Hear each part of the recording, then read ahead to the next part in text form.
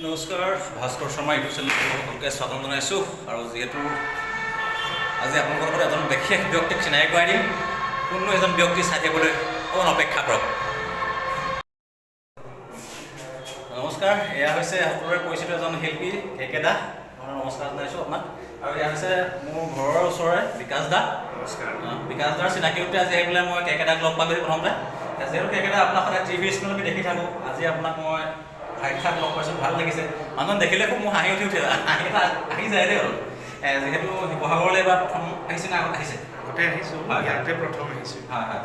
আজি কেনেকুৱা ধৰণৰ আপোনাৰ পাৰফৰ্মেঞ্চ আপুনি শিৱসাগৰবাসী ৰাইজক? আচলতে ইয়াতে তেনেকৈ শ্ব' কৰিম বুলি মই অহা নাই। ইয়াতে শিল্পী হিচাপে আপোনালোকৰ মৰমৰ কাৰণে আচলতে সম্বৰ্ধনা জনাব। আৰু এইটো এইবাৰ বহাগৰ মানে ইয়াৰ প্ৰথম আমাৰ অনুষ্ঠান, গতিকে আশীৰ্বাদ কৰিব, বাকী অনুষ্ঠানবোৰ সুন্দৰকৈ হৈ উঠক। আৰু আপোনালোকসমূহ শিৱসাগৰবাসী ৰাইজক মোৰ বিহুৰ ওলগ আৰু অসমীয়া নতুন বছৰৰ শুভেচ্ছা জনালোঁ। সকলো ভালে থাকে। হয়। আৰু এইবাৰ কিমানমান মঞ্চত আপোনাৰ নিমন্ত্ৰণ আছে এইবাৰ অসমৰ? আমাৰ এতিয়াবাৰ 20খনমান হ'ব আৰু মানে আগৰ নিচিনাকৈ ৰখাও নাই। অলপ গেপ দি ৰাখিব দিছোঁ মাজত ৰেষ্টৰ কাৰণে আৰু ঘৰুৱা কিছুমান কামৰ কাৰণেও। ঘৰতে বিয়া আছে মানে সেইকাৰণে সেইবোৰ লেঠাও মাৰিব লাগিব। বিয়াখিনিতো উপায় নাই নহয়।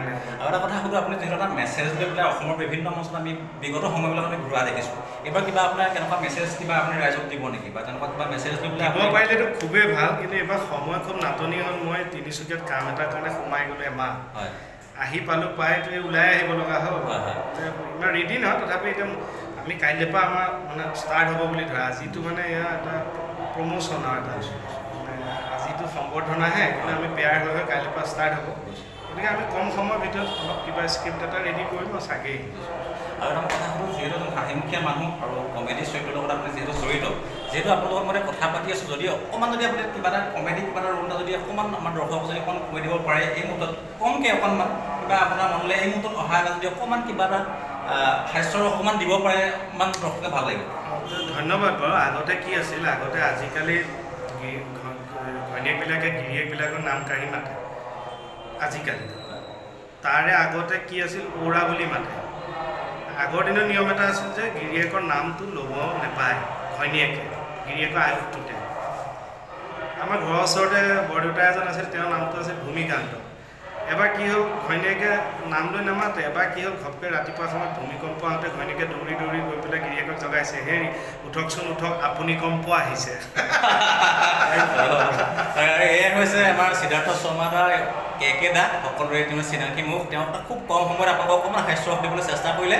পুনৰবাৰ আমি ৰঙালী বিহুৰ আন্তৰিক শুভেচ্ছা জনালোঁ কেকে দালে, লগতে মই বিকাশ দাৰো আন্তৰিক শুভেচ্ছা জ্ঞাপন কৰিছোঁ। আৰু বিকাশ দাৰ কথা মই কৈছোঁ, বিকাশ দা বিশেষকৈ য়োগাৰ লগত জড়িত, মোৰ ঘৰৰ একেবাৰে সমীপৰ, খুব ধুনীয়া এজন য়োগা শিকায় আৰু পুৰণা মোৰ চিনাকি। আৰু তেওঁৰ লগত চিনাকি হোৱাৰ বাবে আজি মোক কেকে দা আছে মানে খুব বিশ্বাসী মৰমৰ ভাই। তেনেকৈ নহওক, গুৱাহাটীলৈ গ'লেও বা এইফালে মই আহিলে বা মই নাহিলেও সি খবৰ এটা লয়। মোৰ পৰিয়ালটোৰ লগত সি মানে তাৰ এটা এয়া আছে, ৰিলেশ্যন এটা আছে। ল'ৰাটো শ্ৰীমতী মা, তাকো ভাল পায়। শিৱসাগৰ আহিলে মানে বিকাশ বা দাসদা লগ নাপালে অকণমান আদৰা হৈ থাকে। সিয়ে আহে মাতটো দিবলৈ।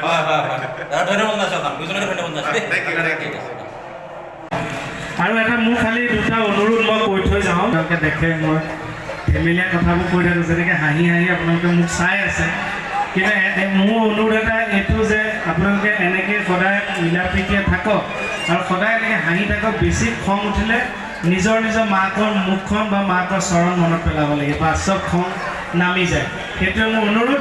আৰু এইটো যিহেতু মোৰ প্ৰথম অনুষ্ঠান, এতিয়া আপোনালোকক লগ পালোঁ, আপোনালোকে যেনেকৈ গৈ ক'বগৈ যে কেক লগ পালোঁ, ময়োতো জহাম ন যে শিৱসাগৰত গ'লোঁ, মই যা লাগি বেলেগ দৰ্শক ফটো কপি উঠি যাওঁ, ফেচবুকত দিব